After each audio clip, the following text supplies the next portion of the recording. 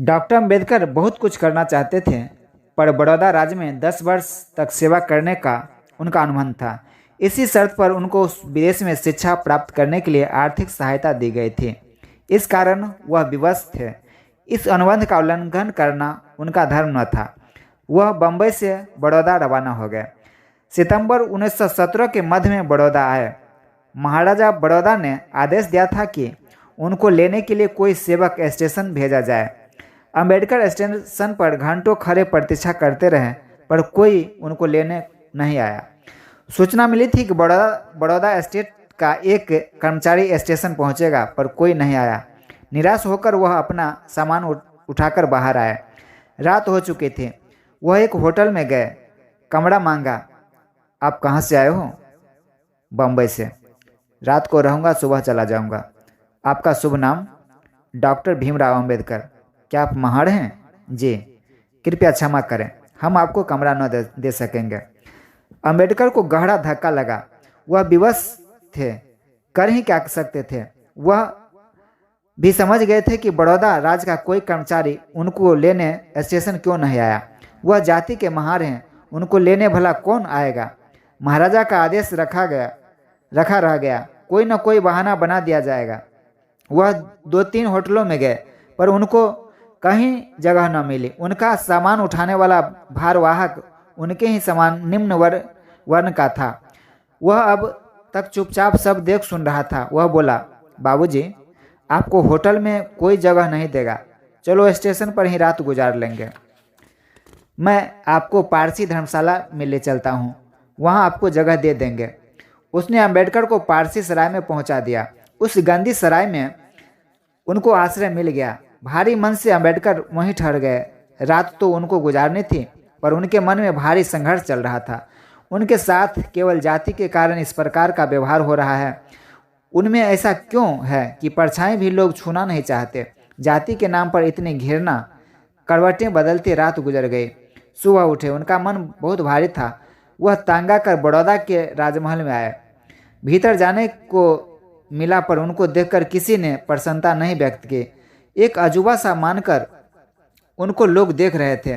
अंबेडकर महाराजा बड़ौदा के सामने आए। महाराजा ने उनको स्वागत किया। वह अंबेडकर को उनकी योग्यता के कारण अपने राज्य का वित्त मंत्री बनाना चाहते थे, पर अन्य अधिकारियों ने उनको इसका प्रबल विरोध किया। अछूत को आप वित्त मंत्री का पद न दें, एस्टेट में गड़बड़ी फैल जाएगी। उनका कहना था, लोग बगावत कर देंगे। अपने अधिकारियों की इस एकता के आगे महाराजा बड़ौदा को अपना प्रस्ताव वापस लेना पड़ा। वह उनको वित्त मंत्री का पद न दे सके। उन्होंने अंबेडकर को अपना मिलिट्री सचिव बना दिया। उनकी नियुक्ति इस पद पर कर दी गई। उनको अलग से आवास दे दिया गया। उन्होंने अपने कार्यालय का भार संभाल लिया, पर उनके साथ फिर वही व्यवहार होने लगा। उनके मातहत कर्मचारी उनका समर्थन न करते थे। उनकी टेबल पर दूर से फाइलें रख जाते थे, दूर से उठा ले जाते थे। चपरासी ने उनको पानी पिलाने से भी मना कर दिया था। उनका खाना एक महार ही बनाता था। सभी मातहत कर्मचारी उनसे अलग रहते थे।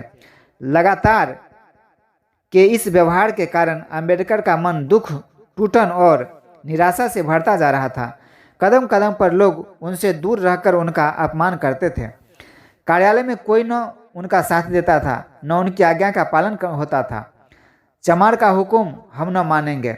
कई बार कार्यालय के बाहर यह आवाज़ आती थी। डॉक्टर अंबेडकर इस दशा से तंग आ गए और एक दिन साहस बटोरकर वह महाराजा के सामने गए। उनको सारा विवरण सुना दिया। सुनकर महाराजा कुछ न बोले। ऐसी दशा में काम करना मेरे लिए बड़ा मुश्किल है। हमने सबको कहा तो है, पर स्वर्ण हमारी आज्ञा का भी पालन नहीं करते हैं।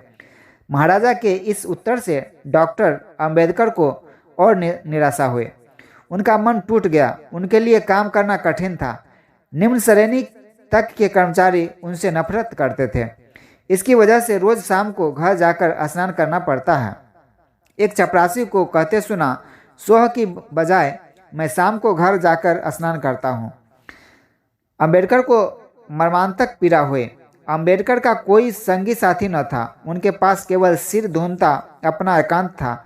वह बराबर टूट रहे थे। एक दिन बड़ौदा के एक प्रोफेसर अंबेडकर को अपने घर ले आए। घर आते ही उनकी पत्नी ने स्पष्ट रूप से चाय पानी देने से इनकार कर दिया। अंबेडकर सब सुन रहे थे। प्रोफेसर ने बड़े विनम्र भाव से उनसे क्षमा याचना की। अंबेडकर गहरा दर्द पीकर फीकी मुस्कान बिखेर कर रह गए। वापस आकर फूट फूट कर एकांत में रो पड़े। उनके आंसू थमे। उन्होंने बम्बई लौट जाने का निश्चय किया। महाराजा बड़ौदा को उन्होंने अपनी इस्तीफा लिख कर दे दिया। दीवान ने महाराजा को समझाकर अनुबंध निरस्त कर दिया। राज कर्मचारियों के भड़कते विद्रोह के कारण महाराजा बड़ौदा को अनिच्छा से दीवान का प्रस्ताव स्वीकार कर लेना पड़ा। डॉक्टर अंबेडकर इस्तीफा देकर बम्बई वापस आ गए।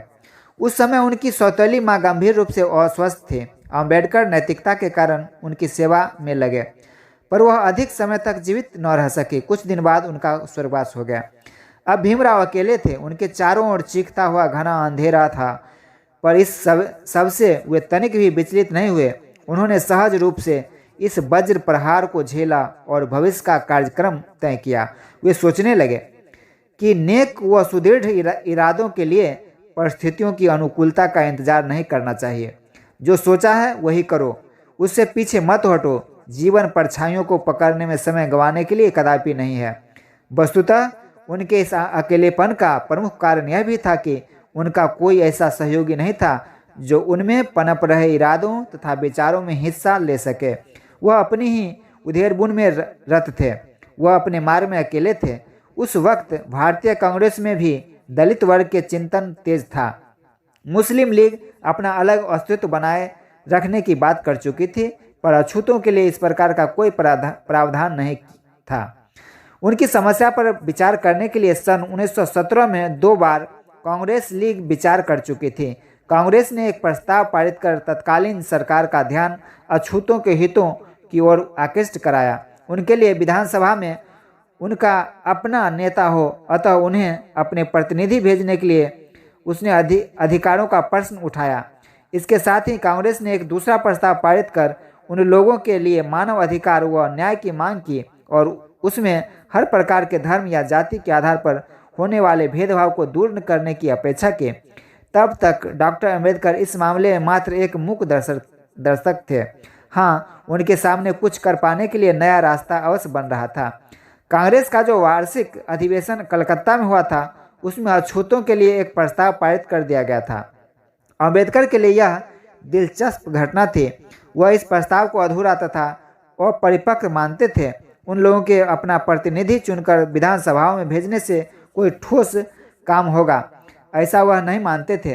तब 23 व 24 मार्च सन 1918 में मद्रास में the depressed classes mission society ने अखिल भारतीय दलित जाति कॉन्फ्रेंस का 2 दिवसीय कार्यक्रम रखा। इसकी अध्यक्षता बड़ौदा के महाराजा ने की।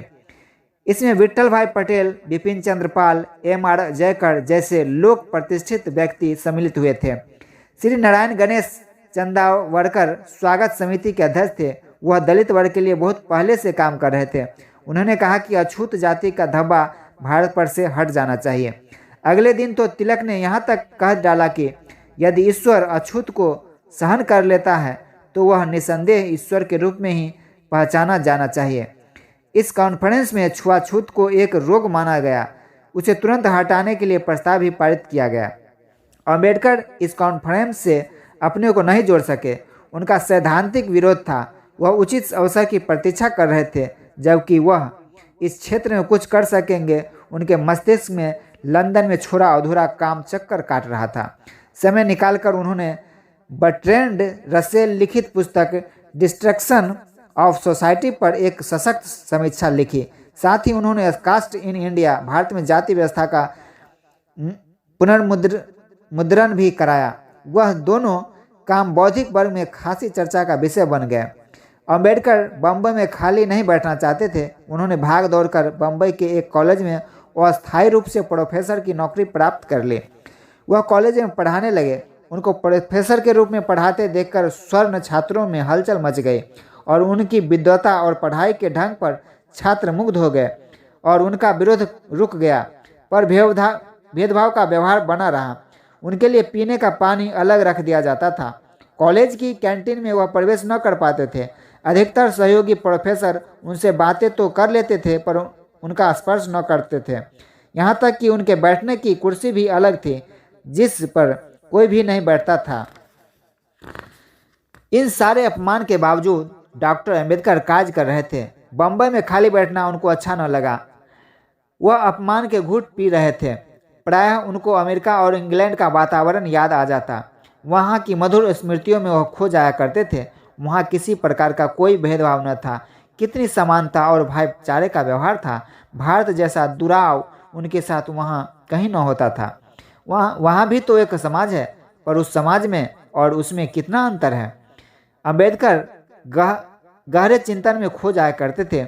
उनका हृदय तड़प उठता था। उनके जैसे उच्च शिक्षा प्राप्त से जब ऐसा व्यवहार हो रहा है, तो फिर उनके समाज के अन्य व्यक्ति कैसा उपेक्षापूर्ण जीवन व्यतीत कर रहे होंगे। इनकी कल्पना उनको रोमांचित कर रही थी। अम्बेडकर के हृदय में भीषण उथल पुथल थी।